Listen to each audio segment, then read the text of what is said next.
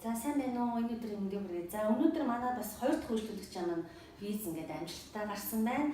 За чамайг ихтэй ингээ баяр хүргье. За манай байгууллагаар бол хоёр дахь удаага үйлчлүүлж байгаа. Өмнө нь бол бизнес эрхлэгч байсан компани захирлаар одоо бизнесийн холбоотой Солонгос улсаар зорихоор аялын виз өгчихсэн. За яваад бас нэг 45 хоногтой ирээд дараагийн удаа сая ингээд охинтойгоо визэнд ороод амжилттай одоо визаа хүлээн авлаа. За энэ удаа охин бол одоо оюутан охиндоо газар үзүүлэх бас өөрийнхөө бизнесийн холбоотой худалдан авалт хийх, судалгаа хийх зэргээр бол явж байгаамаа. Тэгэхээр хоёр дахь удаага ингээд одоо визээ амжилттай хүлээж авсан. Таны сэтгэл хөдлөл ямар байна? За баярлалаа. Та бүхэнд ч гэсэн ажлын амжилт хүсье.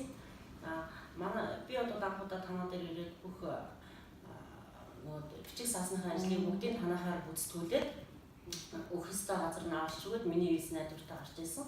Сэтгэл гэвэл нэгдүгээр бүх мэдхгүй бүх анкетаа бүглэх, тэгээд ресторагаар буудал захиалгал, тэгээд Солонгос улсад буугаад хаашаа яах бүгдийг зааж өгөөд бүх бичиг баримтыг маань бүгдийн жинтанд бэлдээд өгчихсөн тий. Тэгэхээр ерөөсөө түргэн шуурхай найдвартаа айгүй тийм хурдан үйлчлэгтэй учраас сэтгэл маш өндөр байгаа. Тийм учраас өөрөө ороод дараа нь хүүхдүүдэд оруулаад, дараа нь дүүнэрээ оруулаад, дараа нь хамаатан садандаа бас бүгдийг жонгийн манай байгууллагаас ирж байгаа шүү. Тэгээд дараа тий одоо бас дүүнэр визэнд орсон материалаар бүрдүүлээ зөвлөгөө аваад одоо визний хайрыг хүлээгээд авч байгаа. Ер нь бол гарчнаа танаад хүн юм шиг. Тэгээд ер нь бол одоо чамайгч маань бизнесийн холбоотой дайн Солонгос руу явдаг.